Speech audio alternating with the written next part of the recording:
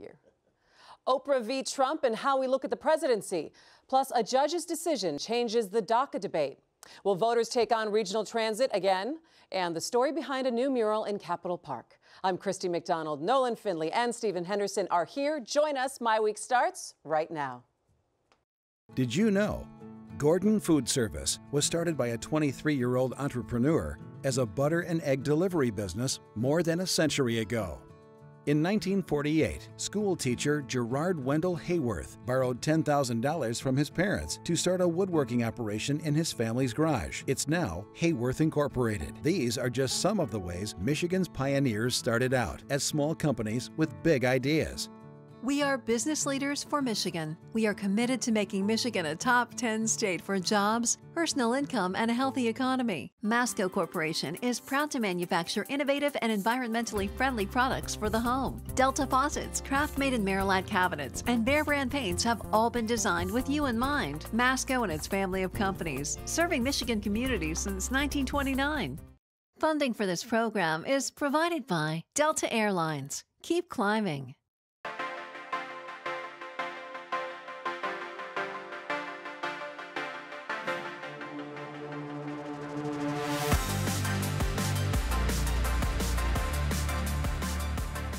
Hi there and welcome to My Week. I'm Christy McDonald. Thanks so much for joining us. Coming up for you on the show, we're taking a closer look at the immigration debate tonight and how a judge's ruling could add confusion for dreamers. Plus, the story behind the mural in Detroit's Capitol Park, a new look from a longtime art legend. But we are starting with what's making news this week, from regional transit to Oprah v. Trump. Let's bring in our My Week contributors, Nolan Finley of the Detroit News and Stephen Henderson of WDET's Detroit Today. Hi, guys. How are you? Good to see you. Good. So it's good to see both of you. I gave you an assignment. I said, it was very cryptic. I said, bring in... My dog ate it. No, don't, you cannot say your dog ate the homework. So I bring in a story that's intrigued you this week. I have two that are kind of intriguing, but I'm going to start with Nolan first. Well, you know, I think you have to be continuously fascinated with the contradiction between the mood of the nation and the performance of the national economy. They usually go hand in hand. When the economy is booming, the national mood goes up. If you look at the stock market since the first of the year, I mean, it's been phenomenal. But today, at the Detroit Economic Club, their annual economic outlook survey, the business owners are extraordinarily optimistic about Michigan and its future. 80% said they would recommend this as a good place to do business. You compare that to just a few years ago when we were at the bottom of every ranking. Another study said their businesses in the state are prepared to create hundreds of new businesses and thousands of new jobs over the course of this year. This is really boom times in Michigan, driven in part by the comeback of the auto industry, strong comeback there, and good policies that were put in place by the Snyder administration when he came in. We have addressed a lot of our problems, and still there's this underlying discontent. Incomes are starting to go up. African-American unemployment is at near historic lows. And yet still we have a sense that things are wrong. I mean, people are watching the income growth. And people are underemployed, is what it is. Fewer now than people are fewer now all the still time. Working harder for less money than they were before the recession. And some of that is about, you know, the fundamental shifts in the economy, the training gap that exists, and you know, there's some efforts to fix that thing. But until people start to feel like their lives are better or easier or that there's more opportunity, they're not going to feel like the things that are happening are true. The stock market is booming, and if you're somebody who's an investor, that's great. Well, but it's due for a correction, though, and that's what I think people are watching. Some people think now with the tax cuts, it'll go on. And if you look at Michigan, it's finally catching up, and it feels like we're finally getting there. We did start in a hole, but are we now prepared for when the next downturn is? But I don't know that. I think the tax cuts and deregulations change that dynamic somewhat.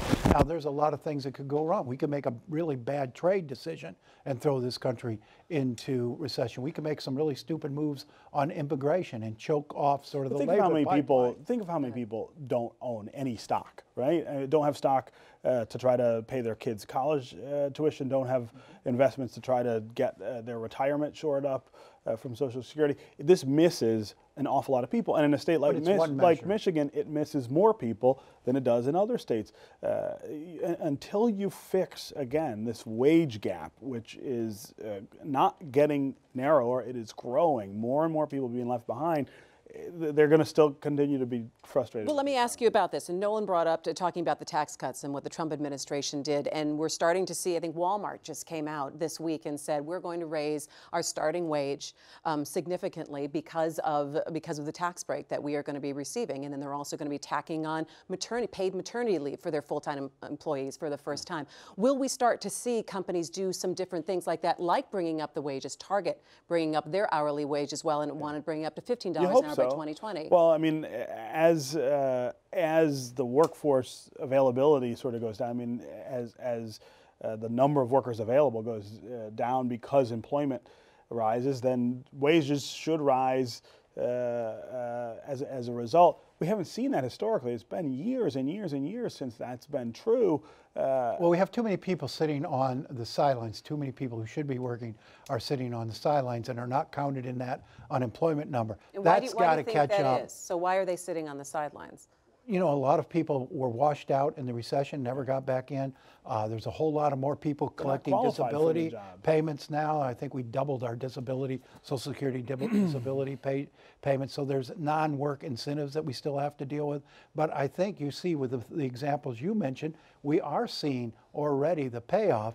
Again, I think if we support it with other smart policies, we are in for a stretch of really good times. We've had a long recovery out of the 2008 recession, but it's been a very slow growth recovery. So I think there's room in this economy to expand still. All right, I'm going to bring up one of my headlines and topic of discussion. I think you cannot talk to anybody without talking about Oprah and President Trump, and the idea that the speech that she gave at the Golden Globes Awards when she received that award was mesmerizing, and I thought it was very impactful, but I thought it was an interesting leap that all of a sudden people said Oprah should run for president. So elevating from a very powerful speech that she said things that many people have been waiting for someone prominent to say to them, to then saying that she should run for office. And it got me to thinking a little bit about what do we think about what the presidency has become and who should be running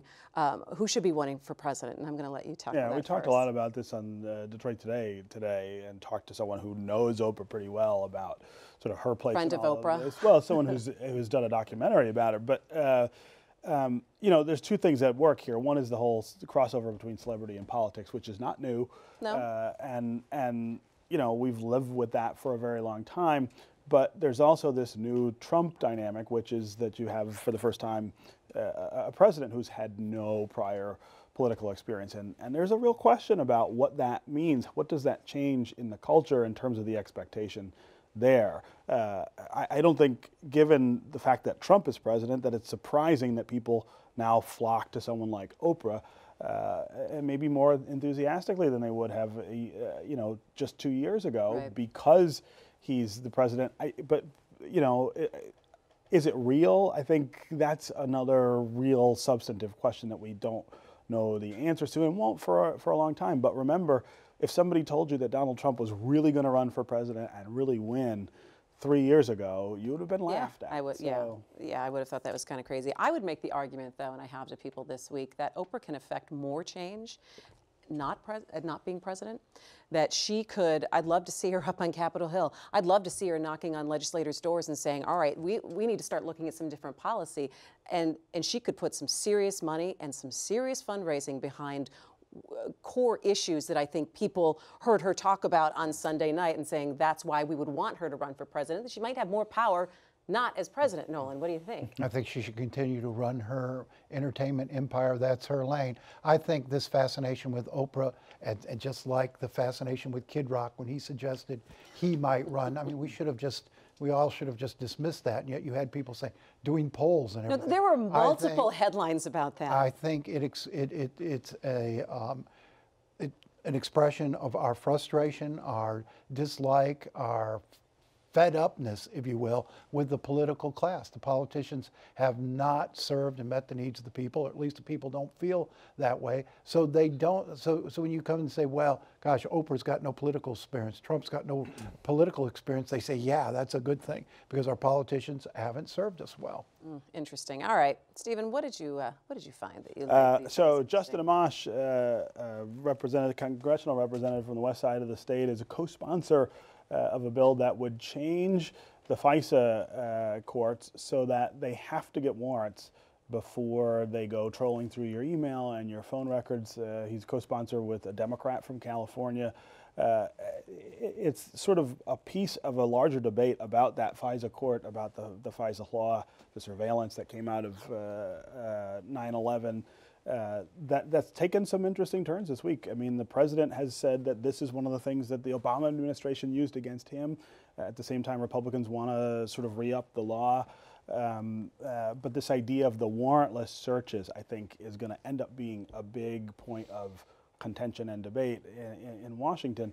I mean, it's unprecedented in our history, the idea that they can do that, and they have done it, I think, to real damaging effect. So it's a bipartisan proposal. Does he think he has the support, though, to get it through? Yeah, I think, people thought that this would maybe pass, except that the confusion that Trump, of course, threw into the whole question of FISA this week, I think puts that in jeopardy as well. Well, but Republicans are incentivized on this because the whole FISA process may have been misused and abused in listening in on his campaign and there's no evidence of that.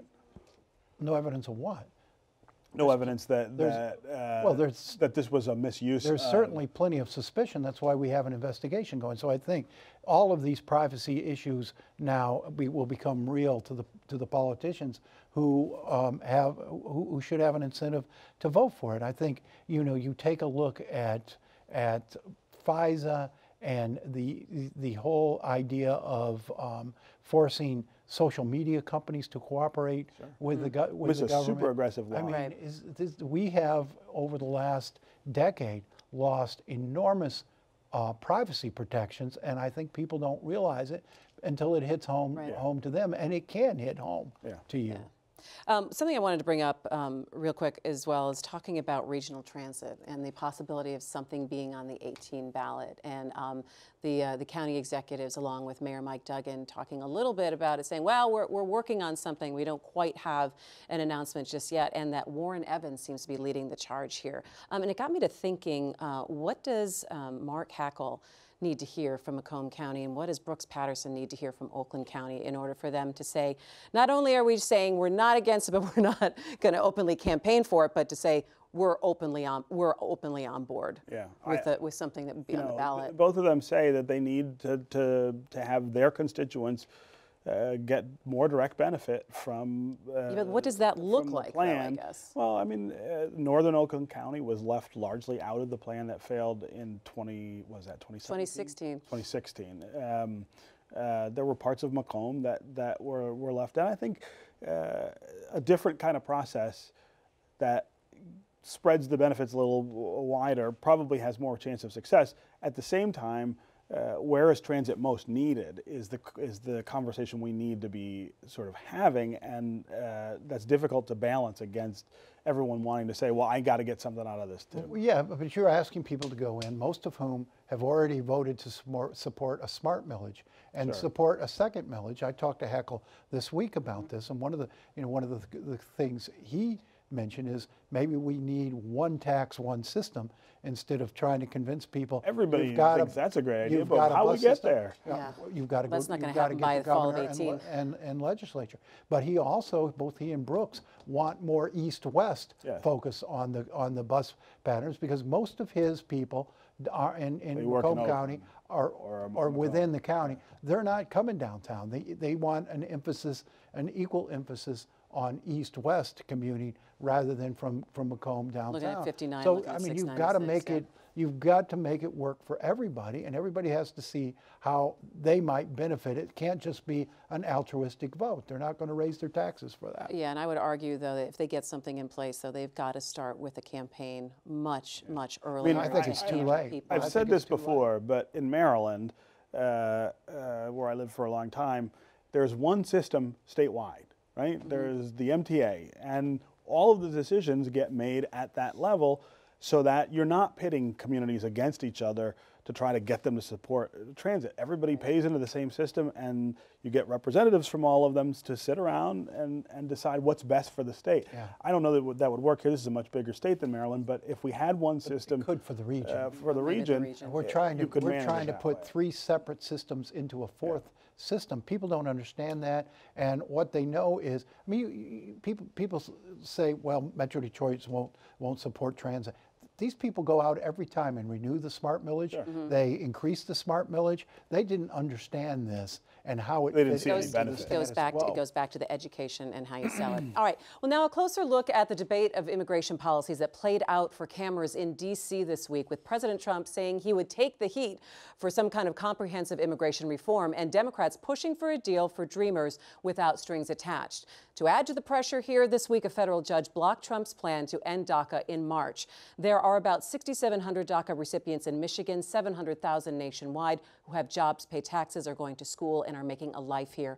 We met one young man at a rally in Southwest Detroit just a few months ago. Take a look.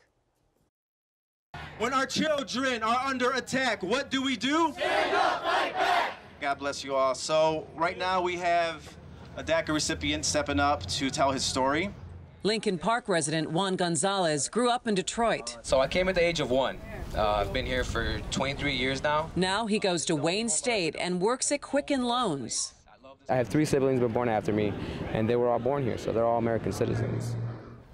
With DACA, I was able to get a job, buy a house, buy a car, go to school full-time, work full-time. It's been a great time, honestly. It's been marvelous. But now that's all in danger.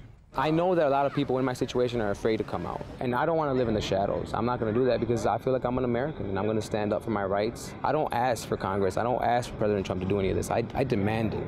It's not just retweets and liking things on Facebook. We have to come out and do this. We have to scream. We have to yell. We have to make people listen to us. I mean, we're losing Americans here. It's people who love this country. I was literally willing, and still am, willing to serve this country in the U.S. Armed Forces. I'm willing to put my life on the line because I feel like I'm an American. We can't give up hope. I mean, we're still here. So while we're still here, let's fight. That's what we have to do. Getting complicated in Washington, and just, I believe today you had Tim Cook from Apple, you had Zuckerberg from Facebook, and you also had Jeff Bezos from Amazon coming out and writing a letter to Congress saying that you have to get something done for the Dreamers. Nolan, what do you think the biggest problem is going to be with Washington right now, and with the Republicans and Democrats deciding on what is going to get the most emphasis first? The biggest problem on this issue is the same on every issue. It's the politics of the time we're in. Will they be willing, each of them be willing to stand up to the extremists in their bases and get a deal done in an election year? I thought it was an extraordinary session Monday. We've never seen this sort of thing happen where they're doing their negotiating before. For an hour in front of cameras. The transparency. You had a lot of reporters in that room saying, well, I can't quote anonymous sources. How am I going to put this story together? They're not used to that sort of direct. And I think that's how this should continue, this discussion.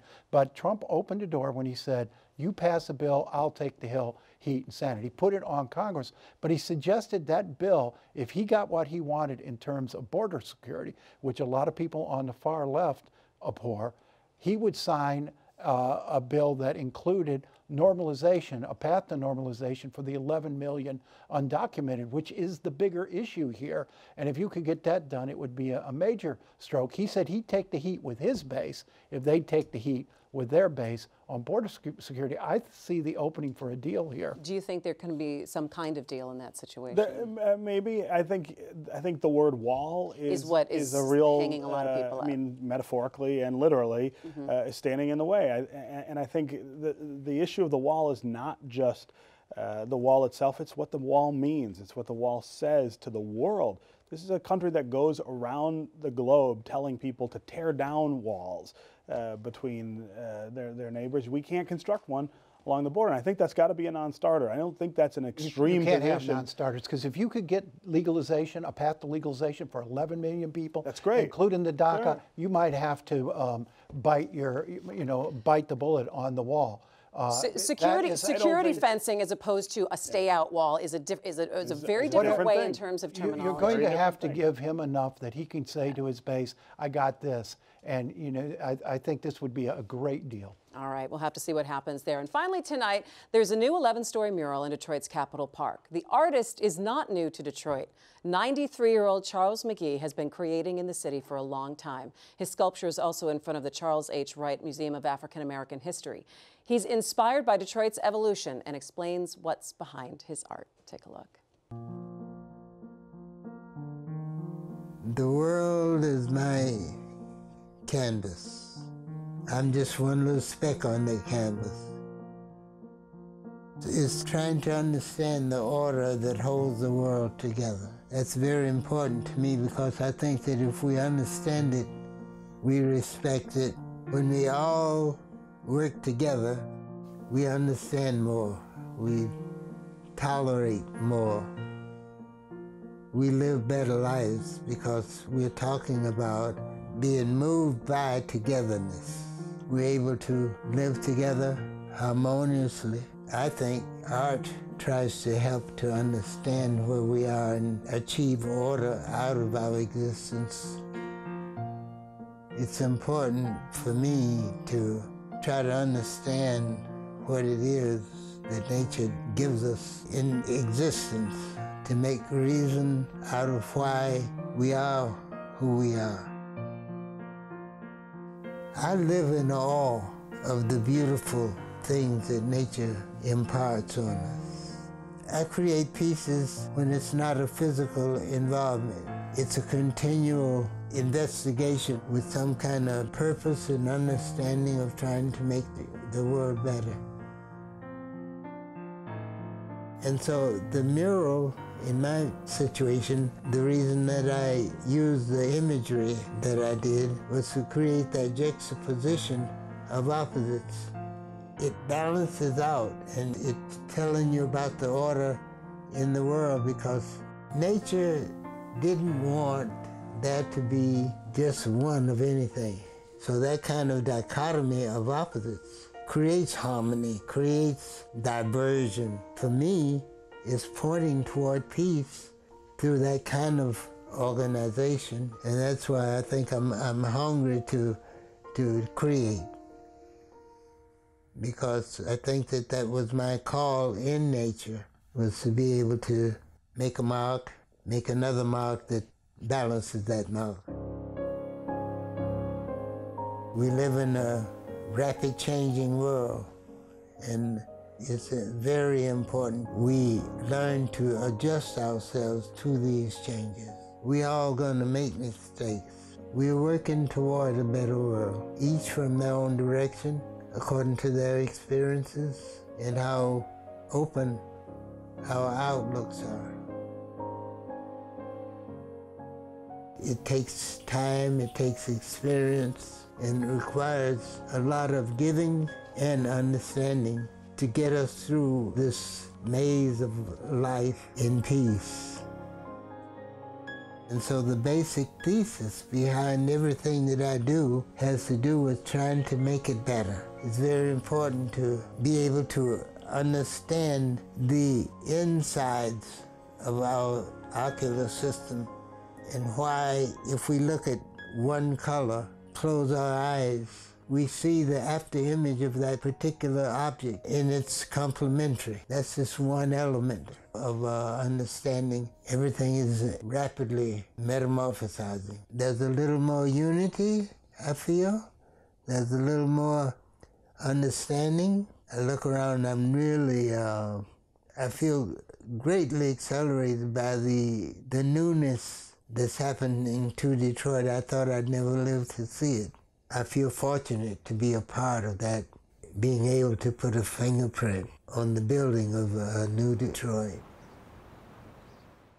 I love that, putting his fingerprint on a building of New Detroit. You said you watched it as it was going. Yeah, it's not far from where I live, and I watched them build the building, and then I watched them put the mural on the side. And you said that they put it on before the building was even open. Yeah, the building just opened maybe a month ago. It went up quick, didn't it? It went up fast, but it took them a long time on the inside, and it's micro apartments, so lots of small apartments, lots of young people living in Capitol Park. It's always cool to hear the artist be able to talk about the inspiration behind things Yeah. and the fact that he has such a storied career too. It was pretty great. Coming a beautiful city. Yeah, pretty cool. All right, thanks guys. It's always good to see you, and that's going to do it for us. Check out myweek.org, also on Facebook and Twitter. We're heading to the auto show next week. We'll have a special report from there for you. I'm Christy McDonald. Make sure you come back and see us next Thursday for My Week. Take care.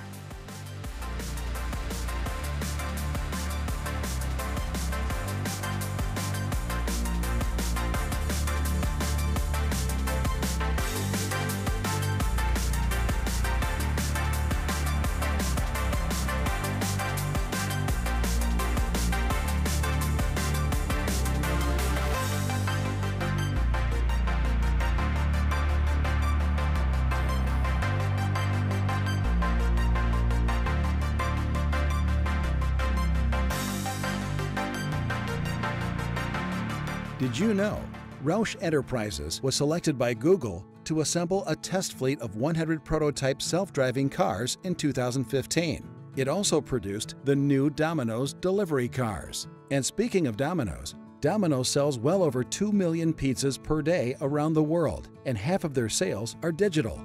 These are just some of the ways Michigan's pioneers started out as small companies with big ideas.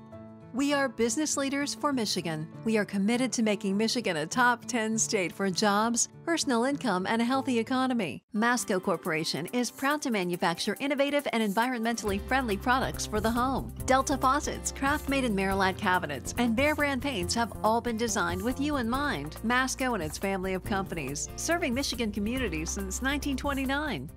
Funding for this program is provided by Delta Airlines. Keep climbing.